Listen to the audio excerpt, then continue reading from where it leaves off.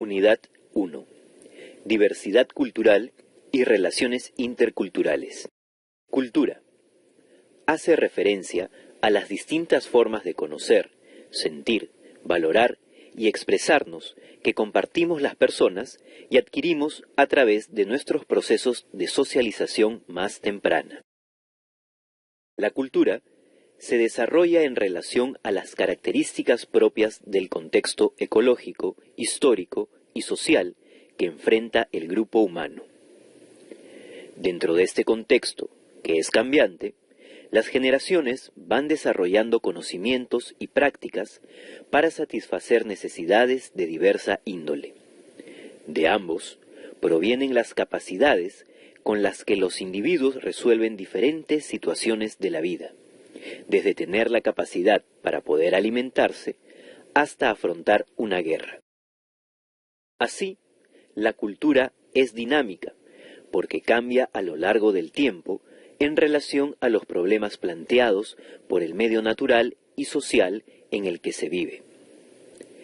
Pero no todo en la cultura cambia con la misma velocidad. La continuidad se da en lo que llamamos los rasgos centrales de la cultura. Ellos caracterizan a la cultura y son una fuente importante de autoidentificación para los individuos. Rasgos centrales de las culturas. 1. La cosmovisión y la espiritualidad. Consisten en las respuestas que las culturas han dado a las grandes preguntas de la vida: el origen y el orden del mundo, la relación del hombre con la naturaleza, el sentido de la muerte, la vivencia de lo sagrado. 2. La lengua, en la que se expresan las taxonomías, clasificaciones, con las cuales organizamos nuestra percepción de la realidad. Gracias a ella, los miembros de una comunidad pueden comunicarse. Por ejemplo, los Ashaninka clasifican a los animales de acuerdo a si son comestibles y cazables o no. La palabra para referirse a ellos es Poshinirinsi y significa los de rico sabor. Su clasificación usa criterios alimentarios más que fisiológicos. Mamífero, por tanto, no sería una categoría Ashaninka, pero sí comestible y cazable. 3. Las formas de conocer y transmitir conocimiento. No todos los grupos culturales aprenden de la misma manera. Unos aprenden siguiendo instrucciones orales o escritas, y otros, como los pueblos andinos o amazónicos, a través de la imitación y experimentación directa. 4. Lo agradable, lo bello y las expresiones artísticas. Lo que parece hermoso y agradable a las personas varía de acuerdo a la cultura. Por ejemplo, un animal puede ser alimento para algunas sociedades, mientras que para otras puede ser doméstico e incluso sagrado. 5. El vivir bien. Aspiraciones que las personas tienen en relación a la felicidad, es decir, en relación a los valores, prácticas y condiciones de vida que generan bienestar personal y colectivo, y sentimientos de autoestima en el grupo social.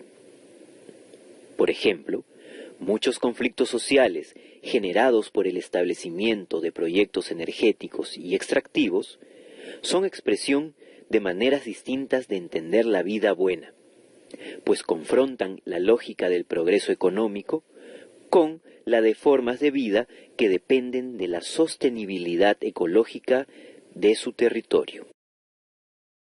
En conclusión, la cultura no es un todo homogéneo, pues cambia con el tiempo, y al interior de ella hay diversidad de voces, diferencias intergeneracionales, grupos vulnerables, élites, etc.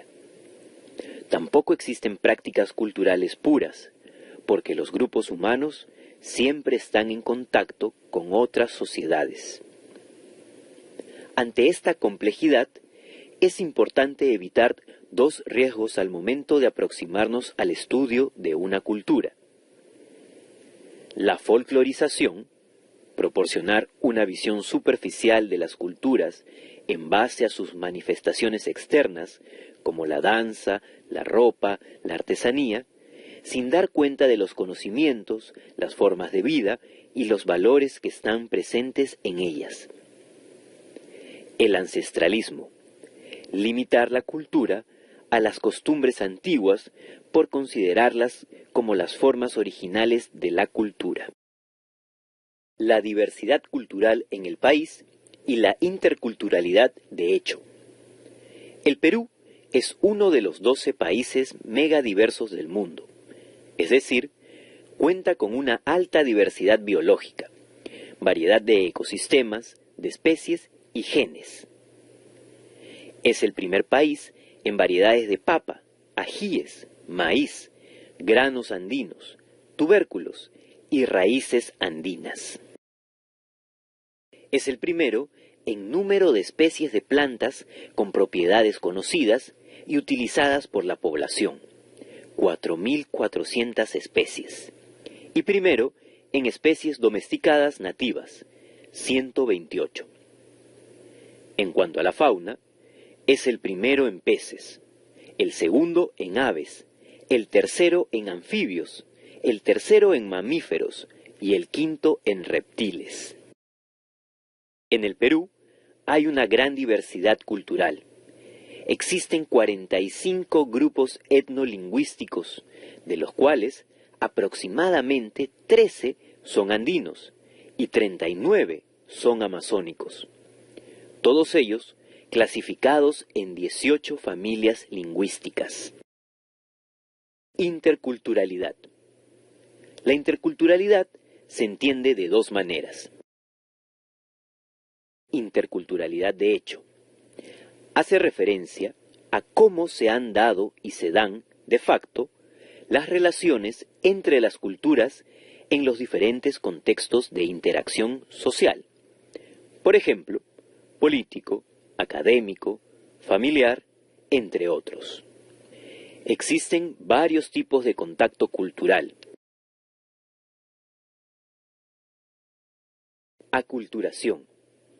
Es el resultado del contacto entre dos culturas a través del cual una de ellas ha transferido sus características a la otra por influencia o dominación, en detrimento de sus características propias. Sincretismo. Se refiere a las prácticas culturales que resultan de la combinación y mezcla de elementos de distintos orígenes culturales. Diglosia cultural. ¿Qué es la diglosia? Es un fenómeno que se produce cuando dos lenguas distintas se encuentran en contacto en un mismo espacio social y geográfico determinado. En estos casos, normalmente, una de las dos lenguas posee funciones públicas y goza de prestigio social, mientras que la otra lengua queda marginada a los espacios privados y sus hablantes suelen ser estigmatizados por su lengua de origen. En el Perú, el castellano es la única lengua que tiene funciones públicas frente a todas las otras lenguas del país. ¿Qué es la diglosia cultural? Las lenguas son parte de las culturas, y la diglosia afecta no solo a las lenguas, sino a las prácticas culturales en general. Así, por ejemplo, en una situación de diglosia cultural, las personas de las culturas subalternizadas suelen incorporar prácticas de las culturas de prestigio para ser escuchados, evitar ser estafados o discriminados. La diglosia cultural, la asimetría social y las relaciones de poder interculturales existentes en nuestro país nos plantean el reto de generar políticas que hagan posible construir relaciones de equidad entre las diversas culturas. En eso consiste la interculturalidad como proyecto o deber ser. Interculturalidad como proyecto. Se trata de la interculturalidad como un deber ser, es decir, como el proyecto de mejorar las relaciones interculturales en un determinado contexto. Implica una normativa sobre cómo deberían ser las relaciones interculturales, basada en los principios y normas del diálogo intercultural, empatía, tolerancia, respeto, entre otros. Para evitar construir utopías inviables, se deben tomar en cuenta los problemas y posibilidades del contexto particular, para, a partir de ellos, diseñar la mejor alternativa posible. Finalmente, se espera superar las maneras como se dan las relaciones interculturales para promover condiciones de vida más justas para todos.